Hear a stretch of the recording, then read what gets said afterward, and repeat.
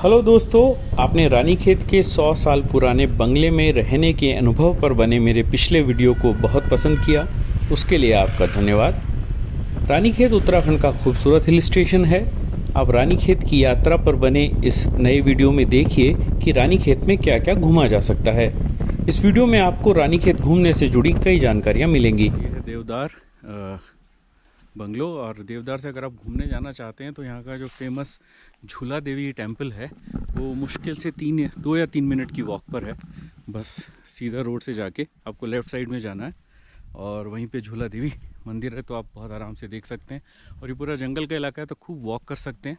और झूला देवी मंदिर पर ही आर्मी का बैरियर है, जहाँ से एक सड़क लेफ़्ट साइड में चली गई है चौबटिया गार्डन के लिए, जो यहाँ का फेमस एप्पल ऑर्चर्ड है सरकारी, तो उसको भी देखने लोग आते हैं। और राइट साइड में सड़क गई है सनसेट पॉइंट के लिए। दोनों ही 3-3 किलोमीटर हैं बैरियर से। तो चौबटिया तो आपको पैदल नहीं जाने देते, क्योंकि एक तो आर्मी का इलाका है और वो काफ़ी घना जंगल है, क्योंकि इस पूरे इलाके में लेपर्ड का मूवमेंट है, तो उधर नहीं जाने देते। सनसेट पॉइंट वाली तरफ काफ़ी व्हीकल चलते रहते हैं, आगे गाँव है तो वहाँ पर इतनी दिक्कत नहीं है, तो वहाँ पर आप पैदल चलते हुए जा सकते हैं। और 3 किलोमीटर अगर जाना चाहें तो, नहीं तो टैक्सी से जा सकते हैं सनसेट पॉइंट। और चौबटिया के लिए आपको टैक्सी करनी होगी। यहाँ से शेयर टैक्सी भी मिल जाती हैं, तो वो चौबटिया विलेज जाती हैं या एप्पल ऑर्चर्ड, वो मैं भी पता कर लूँगा। तो अगर शेयर टैक्सी नहीं तो आप टैक्सी हायर कर सकते हैं। 300-400 रुपये में वो आपको ले घुमा लाएगा। और ये देखिए, ये मैं मेन रोड पे आ गया हूँ, और मेन रोड से ये जो सामने सड़क जा रही है ये झूला देवी के लिए जा रही है। और राइट साइड में ये सड़क चलती हुई आगे मॉल रोड की तरफ चल जाती है, तो इधर आप खूब वॉक करके जा सकते हैं। ये पूरी सड़क, खूब घना जंगल है, बहुत अच्छा लगेगा वॉक करने में। तो वो चौबटिया तक जाती हैं, चौबटिया गार्डन होते हुए आगे चौबटिया मार्केट तक जाती हैं टैक्सी। झूला देवी का मैं दिखा दूंगा वीडियो। झूला देवी से आगे आर्मी बैरियर का वीडियो नहीं दिखा पाऊंगा, क्योंकि वहाँ पे वीडियो लेना मना है, फ़ोटो लेना मना है उस एरिया की। ये बुरास का पेड़ है, और बुरास में फ्लावर आने लगा है, ऊपर दिखाई दे रहा है। ये फ्लावर यूजुअली मार्च के महीने में आता है, लेकिन अब गर्मी इतनी बढ़ गई है कि फरवरी की शुरुआत में ही आने लगा है। ये मान लीजिए 1-1.5 महीना पहले फ्लावरिंग हो रही है। अभी ऊपर दिखाई नहीं देगा, लेकिन ये देखिए लाल फ्लावर दिखाई दे रहे हैं। तो अभी जंगल बुरास से भर जाता है मार्च में, तब बहुत खूबसूरत लगते हैं जंगल।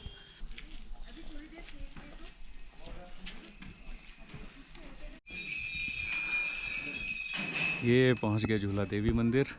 खूब सारी घंटियां बंधी हुई हैं, जो उत्तराखंड में हर फेमस मंदिर पे आपको मिलेंगी। और यहाँ बंदर भी हैं। तो और यहीं से बस आगे रास्ता जा रहा है चौबटिया के लिए और सनसेट व्यू के लिए। हम अभी इवनिंग में इधर घूमने जाएंगे इस तरफ। यह है झूला देवी मंदिर के सामने से एक रोड नीचे जा रही है, ठंडी सड़क है, यहाँ वॉक कर सकते हैं। घना जंगल है, लेकिन दिन के समय ज़्यादा दिक्कत नहीं है। शाम को ज़रूर मूवमेंट हो सकता है किसी तो जानवर का।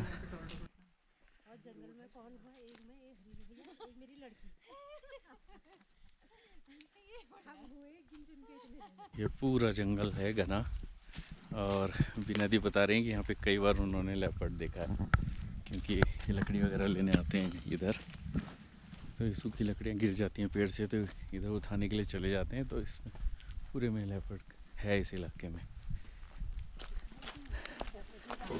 एक दिन ऊपर में बैठे थे, गर्मी का दिन था, मैं अपने आगे में बैठी थी। मैंने अपने बच्चे से बोला, बेटा देख वो लेपर्ड चले गया, आगे को सीधे मेरे घर से नीचे छलांग मार दी उसने।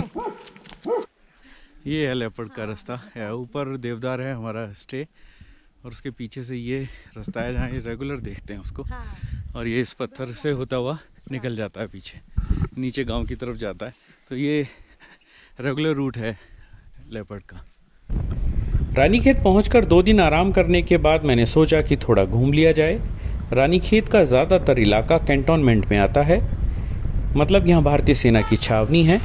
यहाँ देखने वाली जगहों में झूला देवी मंदिर, Chaubatia garden, golf course, Kumaon regiment museum और रानीखेत शहर का बाजार शामिल है। झूला देवी मंदिर तो मेरे होम स्टे के पास ही था।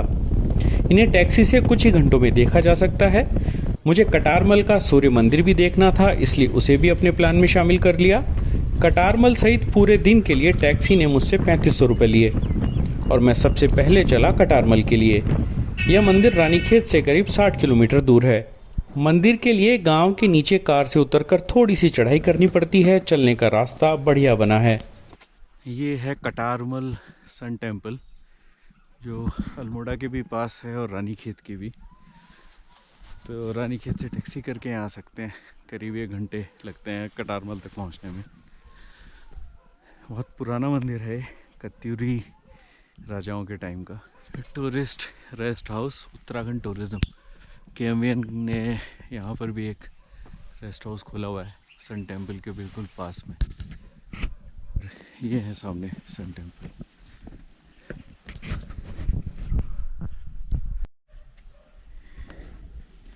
ये है कटारमल सन टेम्पल का मेन गेट। ये साई का बोर्ड लगा है। मंदिर में लगे पुरातत्व विभाग के बोर्ड के अनुसार इस मंदिर को 13वीं शताब्दी के आसपास कत्यूरी राजा कटारमल ने बनवाया था। यहाँ अलग अलग राजाओं ने छोटे बड़े कुल 45 मंदिर बनवाए।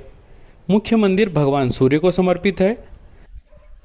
मंदिर का पैदल रास्ता शुरू होने से पहले पर्यटन विभाग का एक बोर्ड लगा है, जिस पर लिखा है कि इस मंदिर को 9वीं शताब्दी के आसपास बनवाया गया था।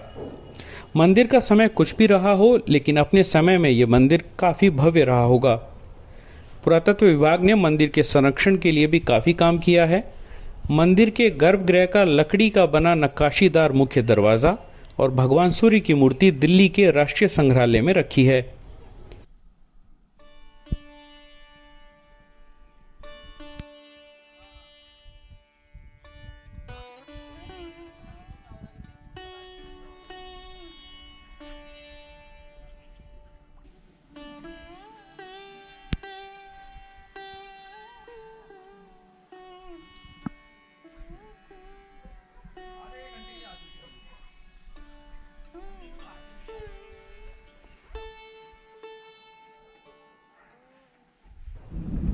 मंदिर देखने के बाद यहाँ से वापस रानीखेत की तरफ बढ़ा और रास्ते में रानीखेत के मशहूर गोल्फ कोर्स को देखने के लिए रुका।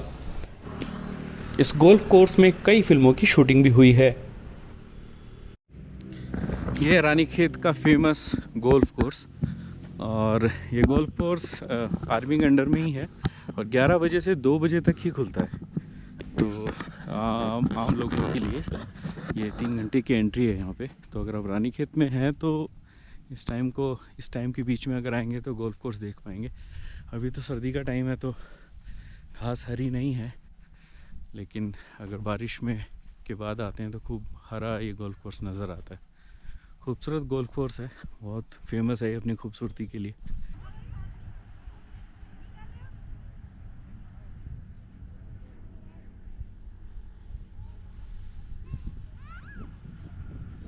गोल्फ कोर्स से आगे शहर की तरफ बढ़ने पर मुझे मेजर सोमनाथ परेड ग्राउंड के पास एक पुराना चर्च दिखाई दिया।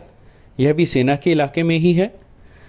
चर्च से पहले एक दरवाज़ा था, जहां तैनात सिपाही से मैंने पूछा तो उन्होंने चर्च जाने के लिए मना नहीं किया, लेकिन चर्च के मुख्य दरवाजे की चाबी उनके पास नहीं थी, इसलिए मुझे बाहर से इसे देखकर वापस आना पड़ा। यह मेथोडिस्ट चर्च है। यह चर्च ब्रिटिश दौर का ही बना हुआ लगता है, लेकिन यह जानकारी नहीं मिली कि इसे कब बनाया गया था। इसके बाद बारी थी कुमाऊं रेजिमेंटल म्यूज़ियम देखने की। म्यूज़ियम के अंदर वीडियो या फ़ोटो लेना बना है। म्यूज़ियम को बहुत अच्छे से बनाया गया है और यहाँ कुमाऊं रेजिमेंट के पूरे इतिहास के बारे में विस्तार से बताया गया है।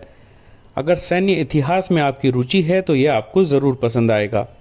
म्यूज़ियम के पास ही है यहाँ का पुराना बाज़ार, जिसे सदर बाज़ार कहा जाता है।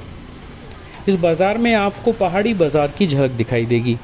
ज़रूरत का सभी सामान यहाँ मिलता है। यहाँ कई पुराने होटल और रेस्टोरेंट भी हैं। कंक्रीट की पक्की होती दुकानों के बीच लकड़ी की बनी दुकानें भी यहाँ नज़र आ जाती हैं। यह पत्ते में लिपटी जो मिठाई दिखाई दे रही है, इसे सिंगोरी कहा जाता है। इस दुकान से मैंने पहाड़ की लोकप्रिय मिठाई सिंगोरी और पाल मिठाई खरीदी। यहाँ से चला चौपटिया गार्डन के लिए, जो असल में फलों का सरकारी बागान है। झूला देवी मंदिर से चौपटिया का 3 किलोमीटर तक का रास्ता घने जंगल से होकर जाता है। सर्दियां होने के कारण चौपटिया एक तरह से बंद था। यहाँ लगने वाला पर्यटकों का जमघट भी नहीं था। गर्मियों के मौसम में काफ़ी फल आते हैं, तो उस समय यहाँ पर्यटकों की भीड़ रहती है। तो चौपटिया में ज़्यादा समय बिताने के लिए था ही नहीं, तो चौपटिया से मैं तुरंत वापस आया और फिर गया सनसेट पॉइंट। सनसेट पॉइंट का रास्ता भी झूला देवी मंदिर के बराबर से ही होकर जाता है। यह भी झूला देवी मंदिर से करीब 3 किलोमीटर है। यहाँ एक कैफ़े बना है, कैफ़े का खाना अच्छा है, आप चाहें तो यहाँ समय बिता सकते हैं। सूरज डूबने में समय था तो मैं जल्दी वापस आ गया और डूबते सूरज का नज़ारा अपने होम स्टे से ही लिया। देखने के लिए रानीखेत में लगभग इतनी ही जगह हैं। असल में ये जगह तो प्रकृति के बीच आराम करने के लिए बनी है। इसके अलावा अगर आप माल रोड के आसपास रुके हैं तो यहाँ जंगल के बीच टहलने के लिए कई रास्ते बने हैं जहाँ आप लंबी सैर के लिए जा सकते हैं। माल रोड भी टहलने के लिए अच्छी जगह है। मेरा होम स्टे भी माल रोड के पास ही था तो मैं भी यहाँ घूमने निकल गया। ये रानीखेत माल रोड का इलाका है और यहाँ पे जो बिल्डिंग्स हैं ये है होटल मेघदूत, और ये मेघदूत के सामने 2 बिल्डिंग है। ये पारसियों की बिल्डिंग्स हुआ करती थी एक ज़माने में, और पारसी चले गए उसके बाद में यहाँ के लोगों के पास हैं ये बिल्डिंग्स। और ये कमर्शियल कॉम्प्लेक्स हुआ करता था जिसमें होटल मेघदूत है। यहाँ बिलियर्ड रूम्स हुआ करते थे, आर्मी ऑफिसर्स आते थे बिलियर्ड खेलने के लिए। और ये सामने अभी भी पुराने स्ट्रक्चर वाली बिल्डिंग्स हैं। नहीं, ये है सोहराब जी बिल्डिंग, और इसके सामने है आगे जमशेद जी बिल्डिंग, और ये है होटल मेघदूत। ये थी रुस्तम जी बिल्डिंग। ये तीनों पारसी फैमिलियों की थी जो ब्रिटिशर्स के साथ यहाँ बिज़नेस करने के लिए आए थे। अब उनमें से कोई बचा नहीं, लेकिन ये ओल्ड स्ट्रक्चर, ये ओल्ड बिल्डिंग अभी भी बची हुई हैं। रानीखेत में रुकने के लिहाज से मुझे 3 इलाके समझ आए। पहला इलाका है माल रोड के पास, जहाँ hotel Meghdoot, hotel west view, Kumaon Mandal Vikas Nigam के होटल के साथ ही कुछ दूसरे होटल भी हैं। यह इलाका काफ़ी शांत है। यहाँ मेघदूत कम बजट में बढ़िया होटल है। 1500 के आसपास आपको इसमें कमरा मिल जाएगा। दूसरा इलाका है शहर के बीच सदर बाज़ार के आसपास का इलाका, जहाँ आपको कम बजट के कई होटल मिल जाएंगे। अगर बाज़ार के भीड़ भरे इलाके से परेशानी नहीं है तो यहाँ रुक सकते हैं। तीसरा इलाका है रानीखेत से करीब 10 किलोमीटर दूर बसा मझखाली गांव। मझखाली में अब कई नए होटल और रिजॉर्ट खुल गए हैं। साथ ही यहाँ होम स्टे के भी काफ़ी विकल्प मिल जाएंगे। मझखाली से हिमालय की बर्फीली चोटियाँ भी साफ नज़र आती हैं। रानीखेत का मेरा सफ़र तो पूरा हुआ। अगर आप भी शांति से समय बिताने के लिए किसी जगह की तलाश में हैं तो रानीखेत एक विकल्प हो सकता है।